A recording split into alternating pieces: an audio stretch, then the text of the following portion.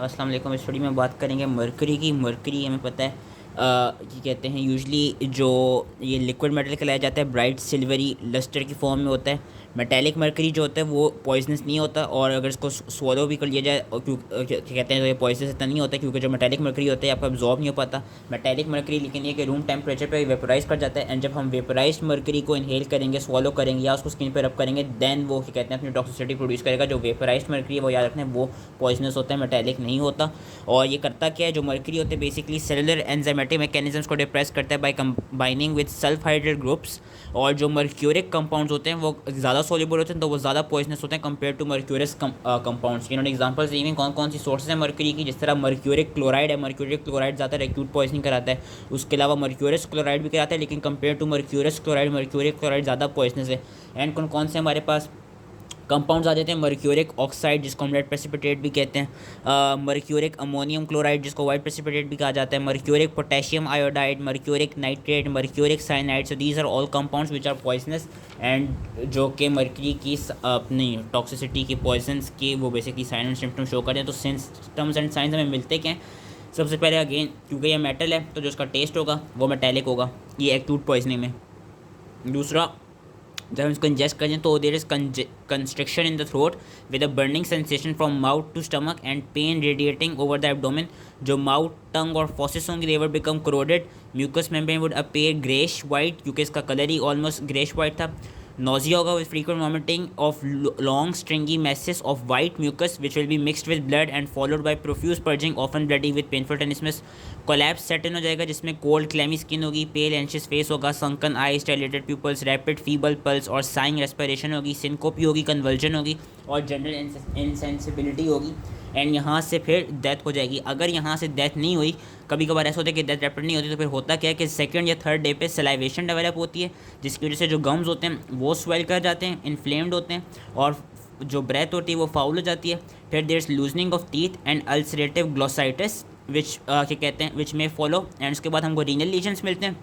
और renal legion में हमें क्या मिलता है कि जो यूरिन होगा, यूरिन में हमें मिलेगी एल्ब्यूमिन मिलेगी, ब्लड मिलेगी, और इसकी वजह से बेसिकली यूरिन में जो अपने रीनल जो लीजन हुआ होगा वो यूरीमिया कॉज करा रहा होगा। एंड यूरीमिया की वजह से फिर सेकंड टू थर्ड डे में हमारी डेथ, हमारी तो नहीं मतलब जो पेशेंट होते हैं जिन्होंने इंजेस्ट किया होता है मरकरी, उनकी डेथ हो जाती है। और ये हम देखते हैं कि जो मरकरी है वो ज़्यादातर सीकम और लार्ज इंटेस्टाइन पे ज़्यादा अपने इफेक्ट्स प्रोड्यूस करता है, वहाँ पे इरोजन, कोरोजन और नेक्रोसिस ज़्यादा कराता है। फेटल डोज इसकी क्या है? फेटल डोज मरकरी की है 1 to 2 gram, whereas fatal period is अगर तो ये एक्यूट पॉइजनिंग वाले साइन एंड सिम्टम्स से ये विदिन 24 आवर्स डेथ हो जाए तो फेटल पीरियड हो जाएगा फ्यू आवर्स, वरना क्या कहते हैं ड्यू टू यूरीमिया जो फेटल पीरियड होता है it gets delayed for 3 to 5 days, क्योंकि जो भी हमने आगे देखा कि यूरीमिया की वजह से फिर डेथ हो जाती है। ट्रीटमेंट किस तरह होती है? स्टमक वॉश हमने कराना होगा, और ये हमको कॉन्सेंट्रेशन याद रखनी होगी कि 250 millilitre of 5% solution of sodium formaldehyde sulfoxylate लेना होगा, जिसमें से 100 millilitre of this solution should be left in the stomach. उसके अलावा हम एग एल्ब्यूमिन दे सकते हैं। एग एल्ब्यूमिन के अलावा हम एक्टिवेटेड चारकोल दे सकते हैं। हम मैग्नीशियम सल्फेट यूज़ कर सकते हैं क्योंकि उसके पास एड्जॉर्प्टिव प्रॉपर्टीज़ होती हैं जो कि बेसिकली इसका रिमूवल करा देंगी। और इसमें हम एंटीडोट यूज़ करते हैं British anti lewisite and penicillin. These are your antidotes for mercury. उसके अलावा अगर किडनी के लेवल पे वही रीनल लीजन्स आ जाएँ देन हम पेरिटोनियल डायलिसिस या हीमोडायलिसिस कराएंगे या एडमिनिस्ट्रेशन ऑफ एल्कलाइन फ्लूइड्स करेंगे। पोस्टमार्टम अपीयरेंसेस क्या मिलती हैं? ज़्यादा कोरोसिव पॉइजनिंग की मिलती है अगर हमने इसको कॉन्सेंट्रेटेड फॉर्म में दिया, वरना इरिटेंट पॉइजन की मिलती है कि जो टंग होगी it would be white and sodden, mouth would generally has a diffuse greyish white escharotic appearance. जो म्यूकस मेम्ब्रेन होगी एलिमेंट्री ट्रैक्ट की वो इन्फ्लेम्ड होगी और क्रोडेड होगी, जिसमें से मैंने कहा था सबसे ज़्यादा सीकम और लार्ज इंटेस्टाइन पे अपने इफेक्ट्स शो करता है कि वहाँ पे इंटेंस इन्फ्लेमेशन होगी, अल्सरेशन होगी और गैंग्रीन फॉर्मेशन भी हो रही होगी। जो किडनीज होंगे वहाँ पर टॉक्सिक नेफ्राइटिस हो रहा होगा, लिवर और हार्ट के लेवल पे फैटी डीजनरेशन हो रही होगी। अब ये थी एक्यूट पॉइजनिंग। क्रॉनिक पॉइजनिंग के केस में क्या होगा? एक तो क्रॉनिक पॉइजनिंग हो कैसे हो सकती है? या तो आफ्टर इफेक्ट्स हो गए हो एक्यूट अटैक के, या इनजुडिशियस मेडिकल एडमिनिस्ट्रेशन की वजह से, या क्या कहते हैं किसी ऐसी जगह पे कोई पर्सन काम करते हो, किसी ऐसी उसमें इंडस्ट्री वगैरह में काम करते हो जहाँ पे ज़्यादा क्रॉनिकली वो मर्करी से एक्सपोज होता हो, फॉर एग्जांपल थर्मामीटर की इंडस्ट्री या बैरोमीटर की इंडस्ट्री, तो उस वजह से क्रॉनिक पॉइजनिंग हो सकती है। क्रॉनिक पॉइजनिंग में हमें कौन से साइन एंड सिम्टम्स मिलते हैं? ऑलमोस्ट सेम ही होते हैं। इसमें हमको एक्सेसिव सलाइवेशन मिलेगी with metallic taste in mouth, loosening of teeth, painful inflamed gums, इसमें याद रखना है कि हमको गम्स के दरमियान हमको ब्लू ब्लैक लाइंस मिलेंगी जो कि लेड पॉइजनिंग से वो कर रही होती हैं, कोरिलेट करी होती हैं, लेड पॉइजनिंग भी पढ़ेंगे। ब्लू ब्लैक लाइंस मिलती हैं हमको गम्स पे, हमको स्किन की इरिटेशन मिलती है, नेफ्राइटिस हो सकता है। मर्क्यूरियल लेंटिस याद रखना है, it is important. Mercurial lentis is basically discoloration of the capsule of the lens of the eye due to deposition of mercury. जो आई की लेंस होती है उसमें मर्करी के डिपॉजिट्स आ जाते हैं जिसको हम मर्क्यूरियल लेंटिस कहते हैं।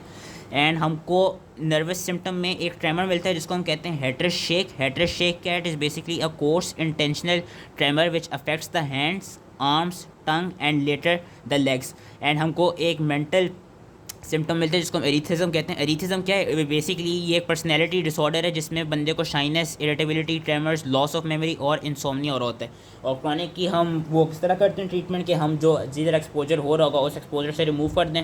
और इसकी पोस्टमार्टम पेरेंट्स क्या मिलती है? ज़्यादातर लार्ज इंटेस्टाइन में at the level of lower ball ज़्यादा से ज़्यादा निक्रोसिस देखा जाता है। उसके अलावा किडनी के लेवल पर ट्यूबुलर नेफ्राइटिस और वही लिवर और हार्ट के लेवल पर फैटी रीजनरेशन हो रही होती है। और जब हम ने वो करानी होगी क्या कहते हैं वो प्रिजर्व जब करना होगा रूटीन विस्ट्रास को, तो हम विस्ट्रास के साथ साथ बोन्स, टीथ, हेयर और नेल्स को भी प्रिजर्व करते हैं।